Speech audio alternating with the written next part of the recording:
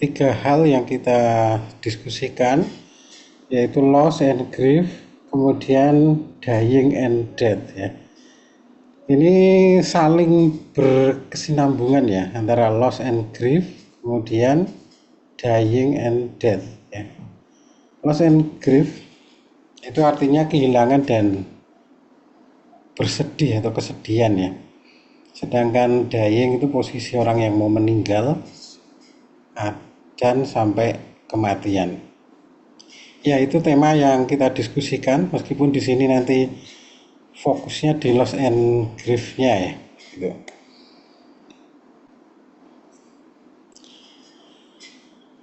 Kemudian poin yang ketiga adalah nursing management.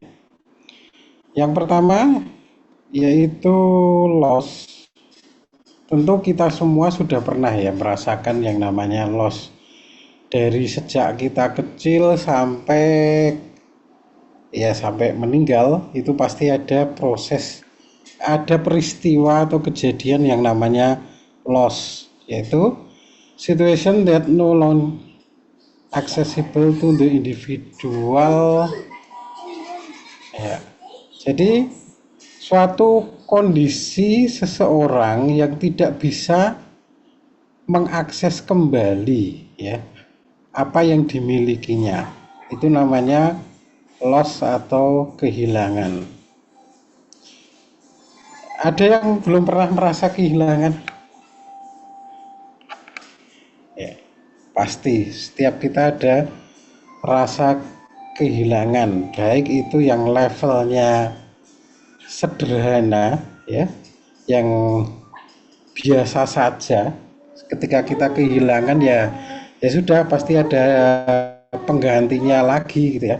Terlalu kita maknai, maka tipe kehilangannya ya hilang yang lebih sederhana ya, dibandingkan nanti ada jenis-jenis kehilangan yang lainnya ya, sampai kehilangan ya orang tua, saudara, teman. Nah itu ya, itu kan mau berinya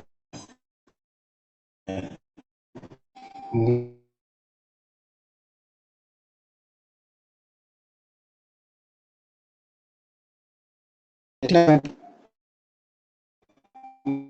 kita lihat dan ada yang tidak kita lihat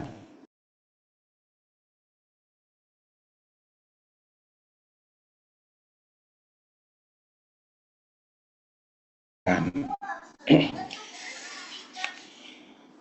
Kemudian selain faktor internal yaitu tumbuh kembang tadi ya, itu juga ada eksternal event, kejadian eksternal ya.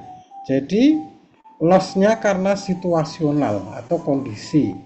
Kondisi di sini bisa eksternal berupa orang, kemudian lingkungan, itu bisa makhluk, animal ya, animal atau binatang yang disayangi atau disukai, kemudian tanaman atau lingkungan kehidupannya ya. Nah, ini yang dinamakan situasional. Di sini dicontohkan someone love death. Jadi seseorang yang dicintai atau disayangi meninggal ya. Bisa orang tua, saudara, atau teman akrab atau teman baik ya. Ini juga bisa menyebabkan yang namanya situational loss ya, kehilangan karena suatu keadaan atau situasional yang kondisinya adalah external event atau kejadian dari pihak lain atau eksternal. Nah, tipe loss itu ada yang aktual, ada yang persif atau dipersepsikan ya. Aktual berarti can be recognized by other, dapat dikenali oleh orang lain ya. Ini yang aktual. Jadi orang meninggal ya, itu kan aktualnya orang meninggal ya, jadi terlihat atau bisa dilihat, diidentifikasi, dikenali oleh orang lain. Kemudian yang dipersepsikan itu berarti pengalaman seseorang yang tidak bisa dipersepsikan, diverifikasi, dikenali oleh orang lain. Jadi kehilangan itu bisa hal yang aktual yang orang lain bisa mengidentifikasi, melihat, mendengar gitu ya, atau hanya yang sifatnya persepsional. Ini tipe dari loss.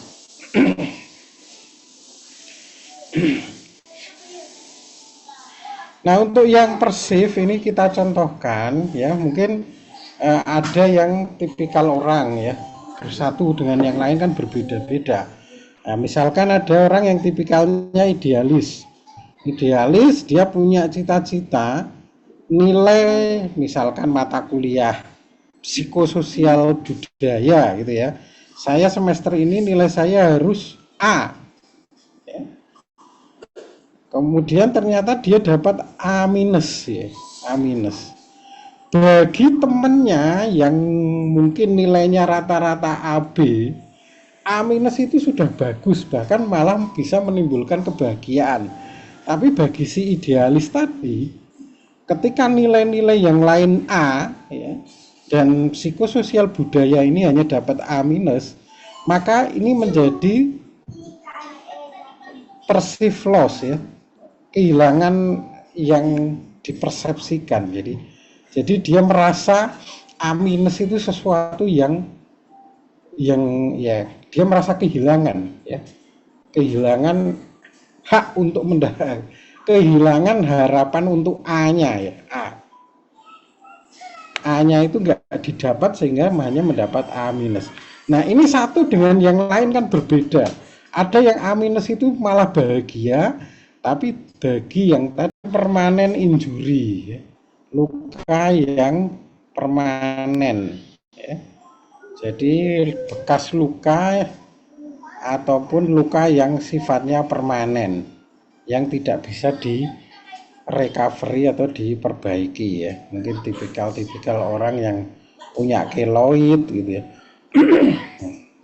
Nah itu bisa menimbulkan scarring itu, bekas luka. Kalau permanen injury ya dia berarti patah tulang ya, atau sampai amputasi tadi ya, itu bisa menimbulkan permanen. Kemudian psikologi ya, ketidakcukupan ya, perasaan ketika mengalami menopause, kemudian mengalami ketidaksuburan.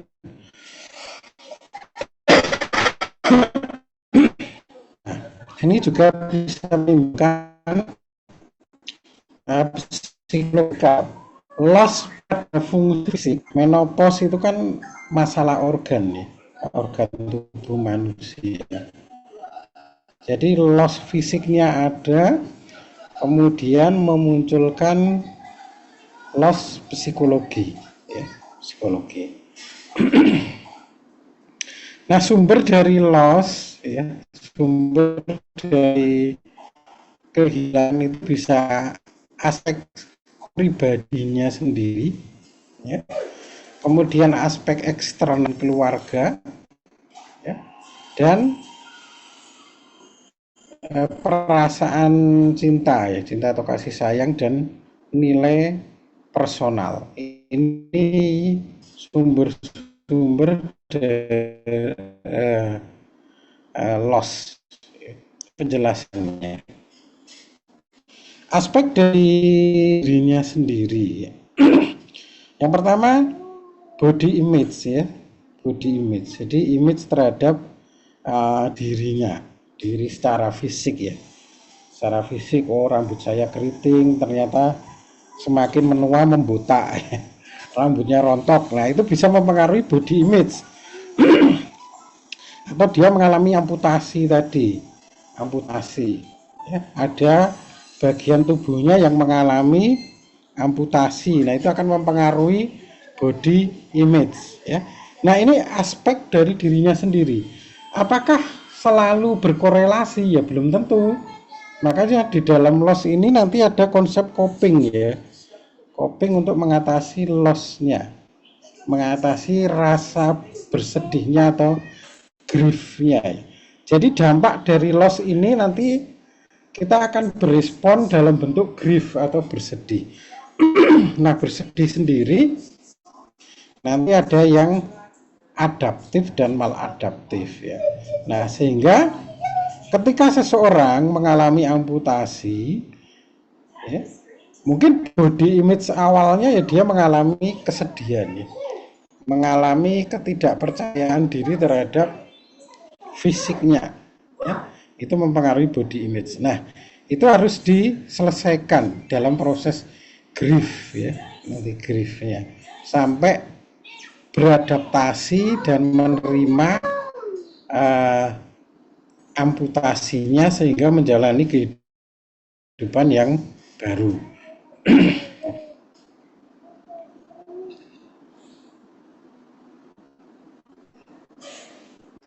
Kemudian loss ability, jadi fisik yang kehilangan fungsi ya. Fisiknya masih utuh, tetapi ada hal yang tidak berfungsi ya. Mungkin orang yang mengalami sakit, gitu ya. Sakit asma, itu kan parunya masih, tetapi masih dengan kondisi post stroke, dia mengalami paraplegi gitu ya, paraplegi ya, kelumpuhan pada salah satu ekstremitasnya itu masih wujud normal, tetapi tidak berfungsi atau tidak bisa digerakkan. Nah, ini namanya loss ability. Kemudian psychological attribute ya, jadi atribut atau hal-hal yang menyebabkan dia mengalami gangguan psikis. Di sini dicontohkan kehilangan pekerjaan. Nah, itu juga bisa menyebabkan loss ya. Lanjut eksternal, Anda pindah dari Jakarta ke Jogja ya. Nah, ini moving berpindah ya, berpindah secara bersama-sama. Ini juga menimbulkan perasaan lingkungan baru. Kalau separation tadi kan perasaan dengan anggota keluarga ya. Sedangkan moving home itu kita merasa ada loss dari lingkungan kita. Kemudian kok ini di sini suhunya dingin atau malah panas ya, di Jogja kok jadi panas, gerah, berkeringat gitu ya. Kemudian makanannya nggak cocok, lah itu karena moving home. Kemudian kalau orang yang dicintai ya itu bisa divorce atau perceraian ya. Kalau mahasiswa ya mungkin putus ya, putus cinta, itu juga bagian dari loss dari loved one ya. Kemudian death atau kematian, jadi anggota pasangan atau anggota keluarga ada yang meninggal. Kemudian ada yang illness atau sakit ya, sakit berkepanjangan atau sampai mungkin lansia, ada yang Alzheimer ya. Ini perubahan personality, jadi mudah marah, galak ya, sensitif ya, sampai lupa rumahnya, lupa sudah makan ya. Jadi barusan makan lupa kalau dia sudah makan, jadi minta lagi sambil marah-marah, kok saya nggak disediakan makanan, ini anak apa ini, kalian anak durhaka. Nah, itu juga bisa menimbulkan loss ya, loss bagi anggota keluarga yang merawat ya. Nah, ini kondisi Alzheimer. Kemudian grief, nah itu tadi yang konsep loss ya, konsep kehilangan. Saya kira masing-masing kita sudah pernah ya, baik secara fisik maupun psikologis mungkin ya. Kemudian tadi ada yang aktual ataupun yang persepsional ya, itu jenis-jenis lossnya. Berikutnya adalah grief. Grief adalah bersedih. Bersedih. Serious intense physical and psychological response that occur following as a loss. Jadi serangkaian respon fisik dan psikologis sebagai dampak dari loss ya. Jadi grief itu bisa merupakan respon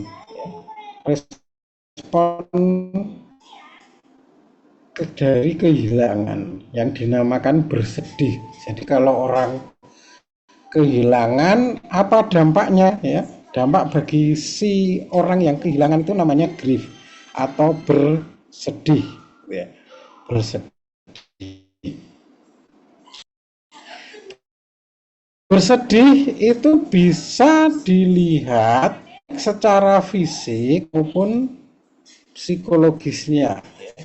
Jadi tampak pada fisik maupun psikologis. Jadi kalau kehilangan kemudian bersedih secara fisik ya dilihat ya mukanya itu sembab ya, habis nangis, apalagi kalau loss-nya loss yang death ya, kematian dari orang yang dicintai, tentu penampakan fisiknya akan sangat kentara ya ketika dia mengalami grief atau bersedih ya.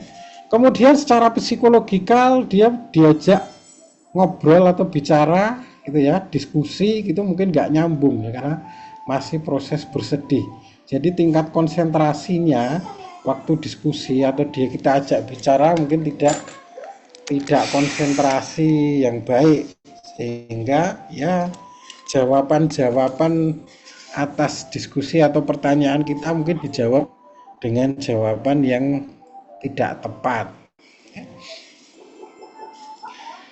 Grief juga merupakan total response to the emotional experience related loss ya. Jadi merupakan respon total pengalaman emosional yang berhubungan dengan kehilangan.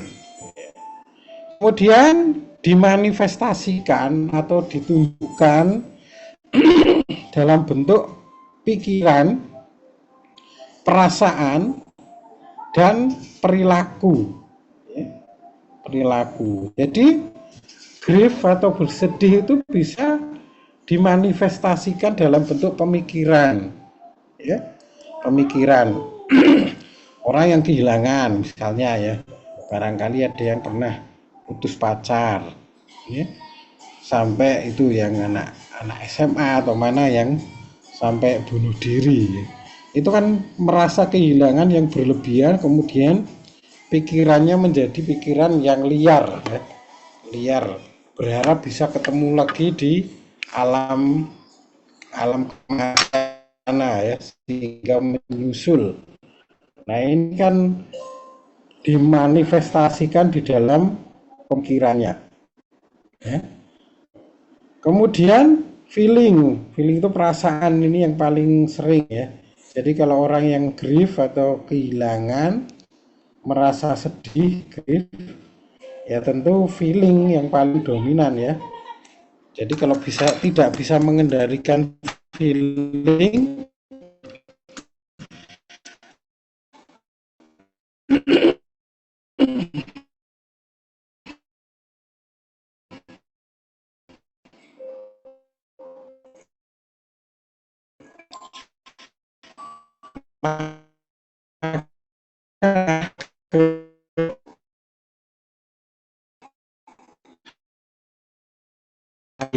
aku berpikir tapi